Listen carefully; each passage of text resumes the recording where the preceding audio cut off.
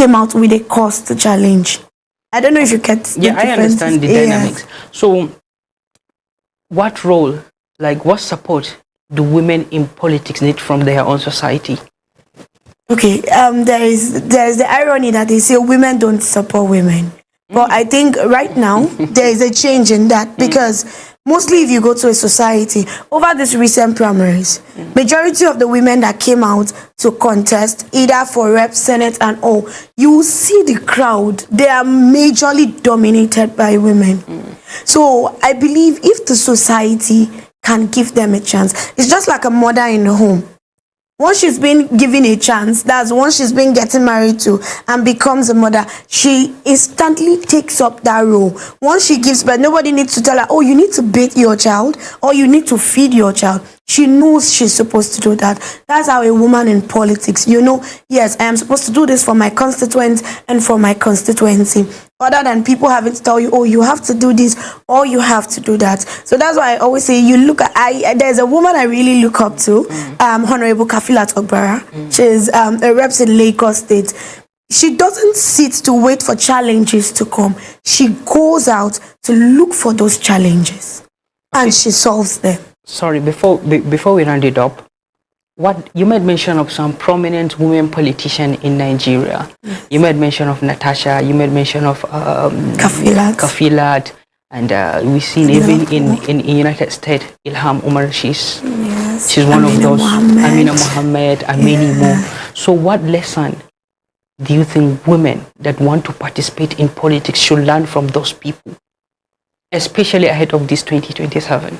Okay. Janet, first off, before I point about the 2027 election, there's something I do tell young ladies.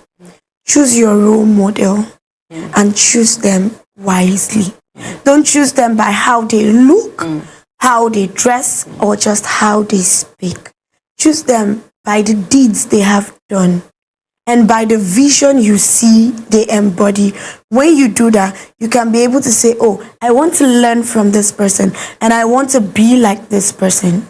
I don't know if you get. Yeah. So now, forwarding to the 2027 election, for women, we as young ladies and as women, let's give them the support they need. Let's give them the opportunity and let's help change that narrative that said women doesn't support women. No, women support women.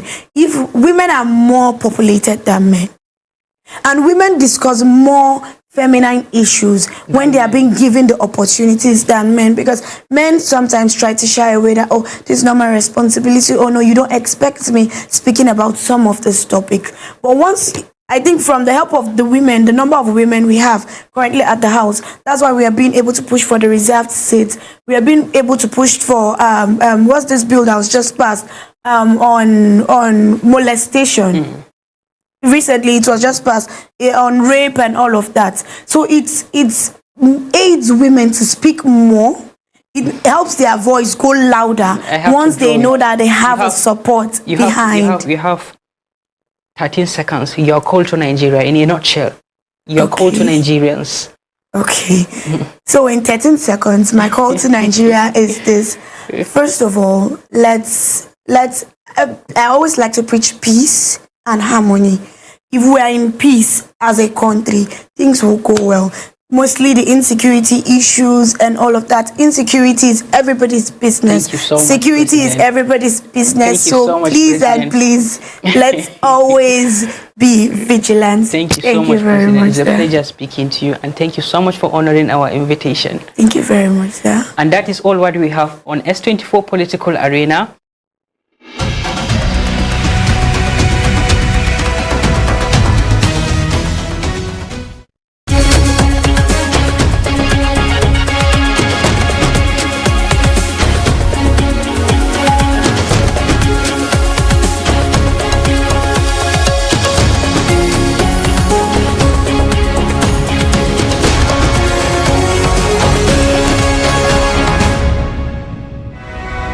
My name is Hafsat Sani Sami and I'm the creator of Kweve the brand. I started off as a painter upon graduating from school. Painting has always been my hobby and something that I've always just enjoyed doing. Opening myself up to being creative, one thing I realized is one thing always leads to another. So I started painting on clothing and fabrics just to be able to make ends meet. I like to tell this story because it was just one that really, really helped me boost my confidence. And this happened during COVID. All the businesses around me were shutting down, and I felt that I was going to suffer the same fate. I thought that not many people were going to spend their money on like luxury clothing or any of that because it was a time that was very uncertain. But I feel like I made my biggest break during COVID. I had a collaboration with a company in America where they had bought our clothing. I used to hand dye everything then, and we created this collection of like loungewear, and we provided those pieces for a company out there. And the first day that we put them online, everything sold out. Like I got an email the same day saying that we needed to do like a new batch for us to send over, and that just did something inside of me. It just showed me that at the times where I don't really feel confident in myself, there's other people who are looking at the work that I do and seeing value in what I'm doing. So that just taught me to not always look down on my things or not to focus on what I think might be difficult or like a setback, but to just like continue going. I will say just be confident in your vision and also be brave. It's never easy, but then every single part of it is worth it. Even the things that you might feel like are defeating you are molding you to become the best version of yourself. There's a lot of healing that comes with art, and just applying yourself and allowing yourself to be expressive and just creative is really, really transformative. So even as just a hobby, I always say to somebody, if you have extra time in your day or you just have like an interest, I would say that you should lean into it, because art isn't just about creation, but is also about the person you come in the process of creation.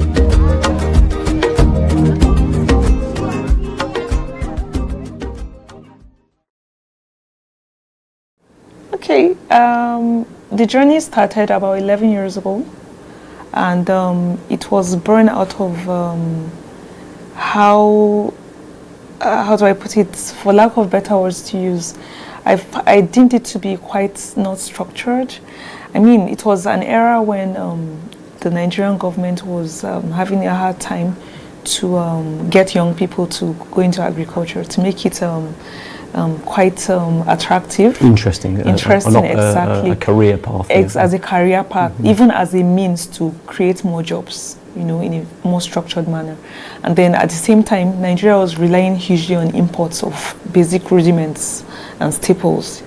Rice was really much of an import produce when we already had the arable land capacity, natural resource, climate resource capacity to produce locally.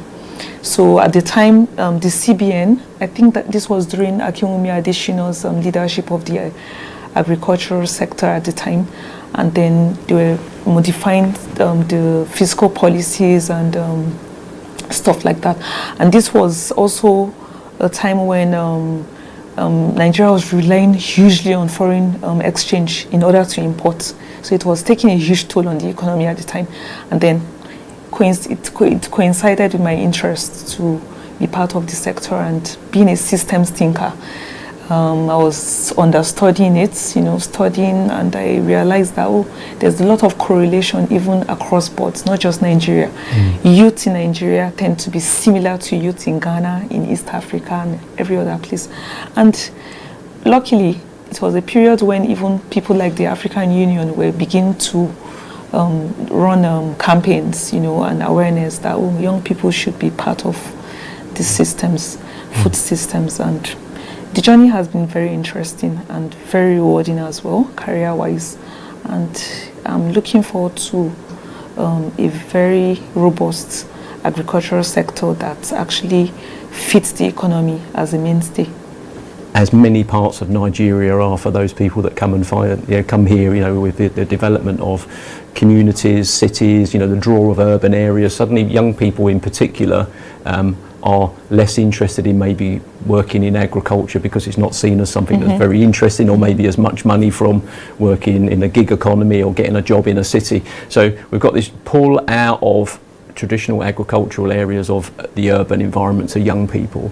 That leaves older people to be the farmers, and it's not necessarily valued as a career or something, you know, it's more like subsistence. Whereas when you get like global crises like COVID or you know, the oil crisis or wars that impact, you know, I've seen the impact in the UK on the supply chain of not being able to get things.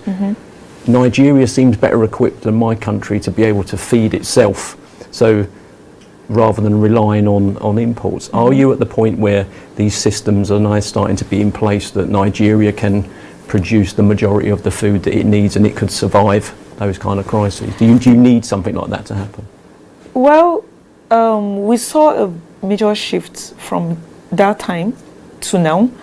A lot of young people actually got interested in agriculture. I mean, making impacts along the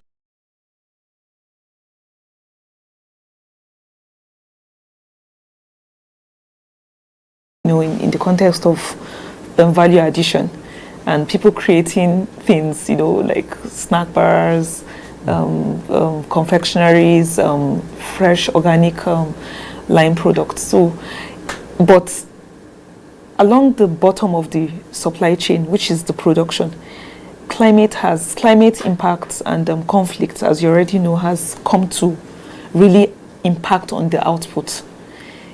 No doubt the narrative or the perception of agriculture has shifted. It has. People are ready to work. People are ready to put in their money. We've even had people in the diaspora, Nigerians in diaspora, sometimes call to inquire, where do we put our monies? How do we invest in a safe space? But conflict has become an overwhelming factor in the context of productivity and output. Yeah. So let's touch on insecurity, because it's a big thing here in Nigeria, and sort of the different types of conflicts as well. Obviously, you've got the northeast with you know, Boko Haram. You've then got secessionist with IPOP in, you know, sort of the former Biafran conflict coming up 60 years next year, which we're making a documentary about. And then you get into the herdsmen and the conflicts that are around sort of land ownership and use and stuff, which is leading to a lot of people being internally displaced within Nigeria. What kind of impact is that insecurity having on, you know, your traditional smallholder farmer? Well, the conflict has affected at least 30 million Nigerians in the north, you know. And then, so out of a population of 20 million, 30 million have been directly impacted by the conflict, to be precise. And then, of course, there are numbers for the climate impacts on the side. But specifically, if you're talking about climate, it's mostly natural. You can't control it.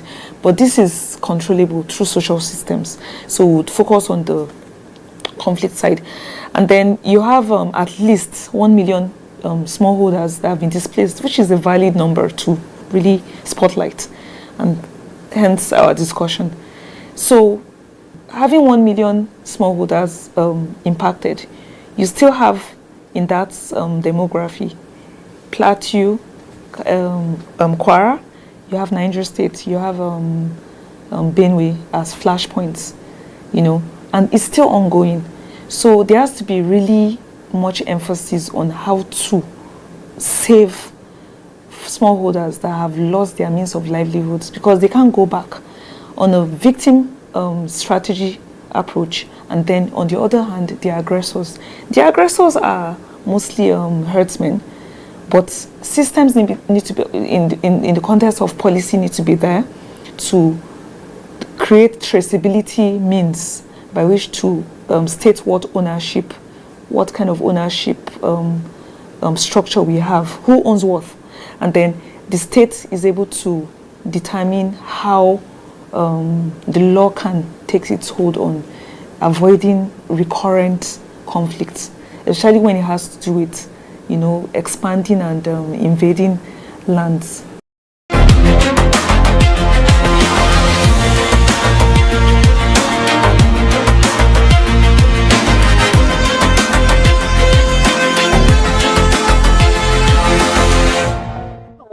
Tech World Update, where we discuss technology, innovation, and digital world. I am Aisha Muhammad.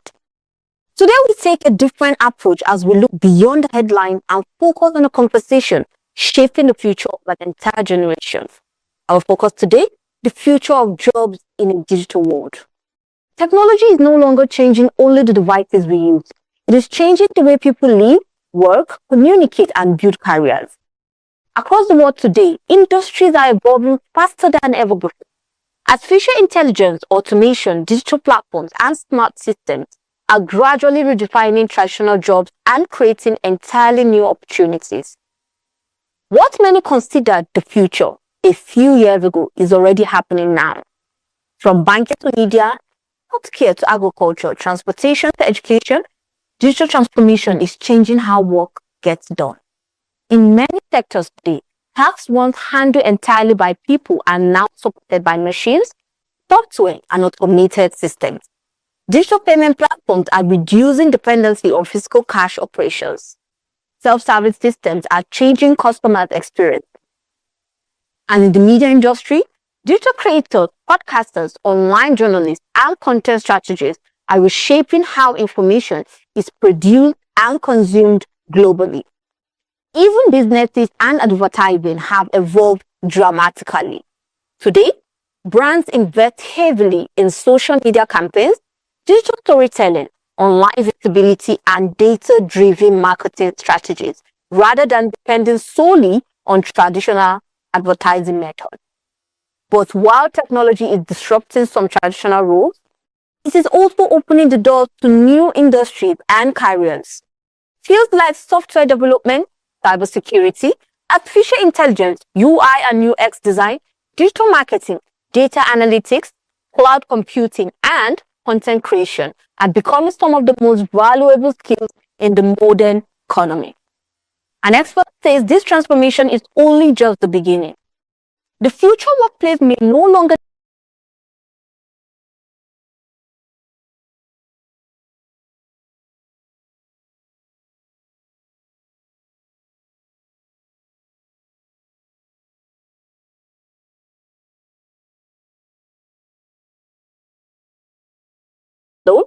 but increase on skills, innovation, adaptability, and the ability to solve problems in a fast-changing world. So the question becomes, what should young people be preparing for? First, digital literacy is now essential. Even basic technology skills can create access to opportunities, businesses, and the global market. Secondly, creativity is becoming more valuable than ever before. Because while technology can automate systems and processes, human creativity, originality, storytelling, and emotional intelligence remain difficult to replace. Adaptability is also critical. Technology changes rapidly, and the ability to learn, unlearn, and evolve may become one of the most important survival skills of this generation. Communication, teamwork, leadership, and critical thinking will also continue to matter alongside technical knowledge. Because in the future digital economy, people who combine technology with human understanding may stand out the most. The reality is this: the future of working is no longer approaching, it is already here. And for many young people today, the biggest challenge is not simply finding jobs, but preparing for the jobs that may not have existed just a few years ago. As technology continues to shape the modern world, learning must go beyond the classroom. Young people must continue developing relevant skills, exploring opportunities, and positioning themselves for a rapidly evolving global economy. Because in the end, the future belongs to those willing to learn, adapt, and grow with change. And that's today's edition on Tech World Update. I am Aisha Muhammad. Enjoy your Eid break, stay safe, and stay connected to the future.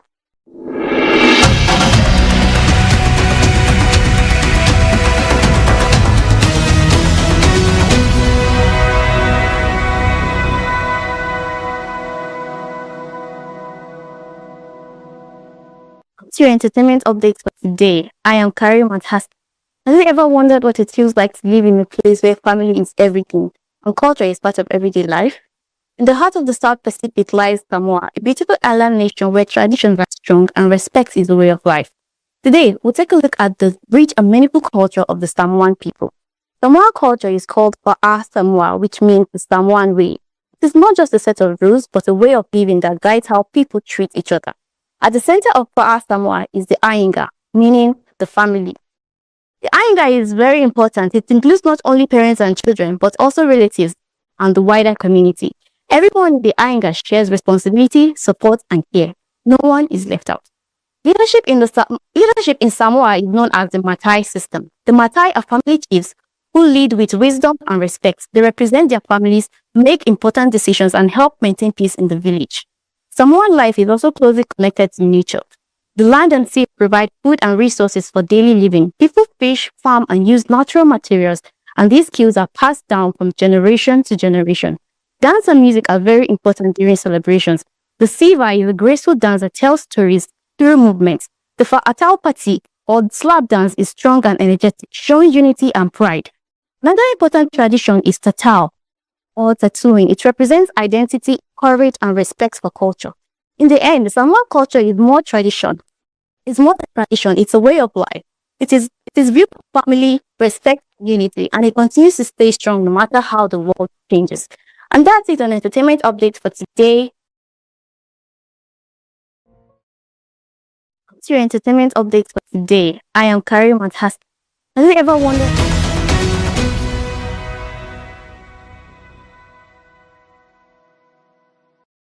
You think you're smart? Let's play a game of chess. Not me and you per se, but you know what I mean. But then, that's exactly how challenging chess is. Welcome to your sport update, not your regular sport update, with me, Martha Opalanidun. And today, I'll be taking you into critical thinking and strategic planning. Picture a game where one wrong move can ruin your entire strategy, and where children, celebrities, professors, and world champions sit for hours trying to outthink each other. That game is chess. Chess is one of the oldest and most respected board games in the world. Historians believe it originated in India around the 6th century before spreading to Persia, Europe, and eventually becoming a global phenomenon. Today, millions of players play chess professionally, casually, and even online from their phone. So what really makes chess special? First, the game is played by two people on a board with 64 black and white squares. Each player controls 16 pieces, 1 queen, 1 king, 2 rooks, 2 bishops, 2 knights, and 8 pawns. Here's where things get even more interesting. Every single piece has its own movement pattern. The queen is one of the most powerful pieces on the board and can move in almost any direction. The knight moves in an unusual L shape and can even jump over other pieces. And the king, he is the most important piece because the entire game revolves around protecting him. The ultimate goal in chess is called checkmate, trapping your opponent's king so there is absolutely no escape. Sounds simple, but trust me, it is anything but easy. Chess is often called a game of intelligence because it requires concentration, patience, memory, and strategy. Players constantly think several moves ahead while trying to predict what their opponents might do next. In fact, studies have shown that chess can improve problem-solving skills, critical thinking, and decision-making. That is why many schools around the world encourage children to train and learn the game early. And chess is no longer just a quiet game played in parks. Thanks to the internet and streaming platforms, chess has exploded in popularity among young people. Major tournaments now attract millions of viewers globally, with grandmasters becoming online celebrities. Remember back then in 2025 when Nigerian chess master Tunde Onokaya made headlines with his Guinness World Record chess marathon attempt in New York?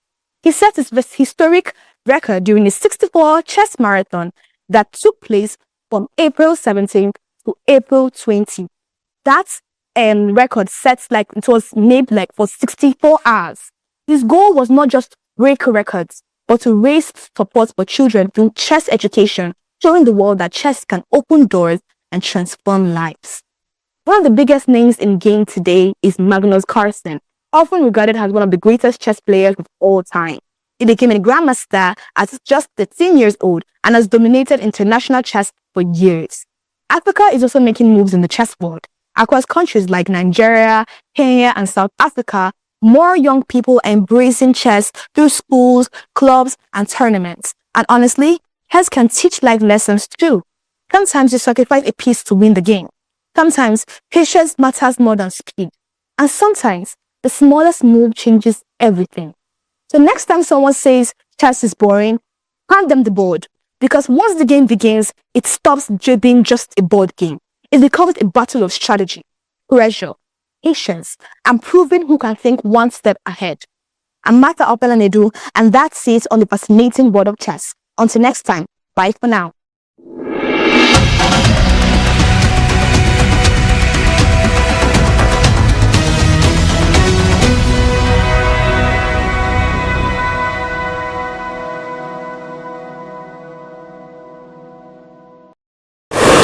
My country people will now welcome to our Ogbonge Tori segment where they drop you and onto waiting the shell for we country and beyond. My name na Hadiza Galadima. Once again, happy Eid el-Kabir celebrations to all our Muslim faithfuls for Niger and Obodo Ibo.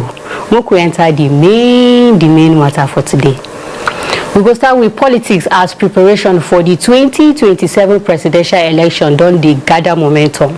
Former Vice President Atiku Abubakar don secure ADC presidential ticket after nationwide party primary election. As he accepted the nomination, Atiku called for united opposition and promised better plan to revive Nigeria economy. But the result don already dey cause katakata for inside the party, as former Rivers State Governor Rotimi Amechi and some party members reject the outcome, say irregularities choke for ground. Political analysts believe say Atiku emergence fit change the political game ahead of the 2027 election. And for digital security matter, presidency don't threaten legal action against social media influencer wey be Martins Vincent Ose, where people know him as very dark man, over one viral audio linked to President Bola Tinubu. Presidential talk person will be Bayo Onanuga warn am yarn say the audio na fake AI generated recording wey fit cause political tension for the country. For his own response, very dark man say he dey ready to face any legal action, and he still come accuse presidency of focusing more on the audio matter while security issues like kidnapping for Oyo State still dey shele. The matter don spark serious debate across Nigeria about fake AI content and how freedom of speech dey online.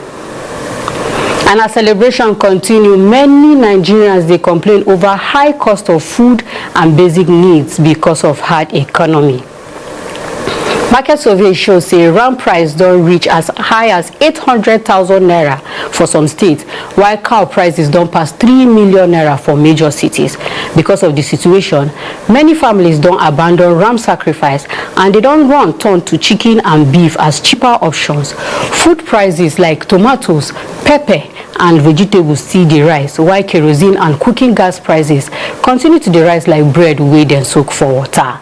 Yard people for Sokoto, Lagos, and KB yarn say kerosene now dey sell for up to 4,000 naira per litre.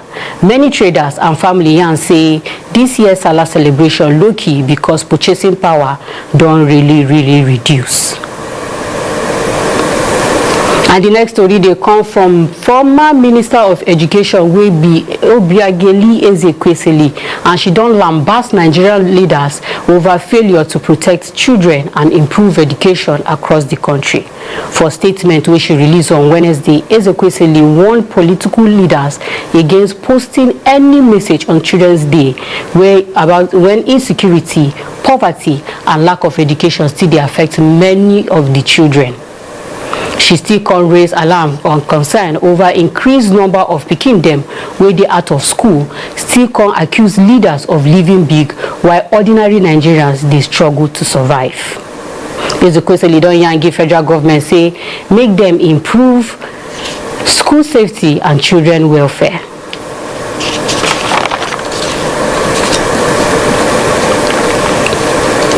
And as we dey cross border, so fire for one girls' school hostel for Kenya don kpai 16 people and 73 others dey hospital. As Carry report here and say the fire start around 1 a.m. for Utumishi Girls Academy in Nakuru County near Nairobi. Authorities here and say about 220 girls dey sleep for hostel when the fire start. Investigation onto wetin cause the fire still dey go on. May their soul rest in peace. And last still on Obodo Ibo matter, global oil markets don dey shake again after fresh US military strikes against Iranian-backed targets for Middle East. The attack don trigger immediate retaliation as drone attacks hit one American military base. The development don affect ceasefire talks and it don push global oil prices higher. Asian and European stock markets also don record losses as investors dey fear prolonged crisis for important oil shipment routes like Strait of Hormuz. That's now how we go take hang the boot for today matter be that. Always remember say anywhere we belle fits, make you know say and make you no forget say better information na power. My people, una bye.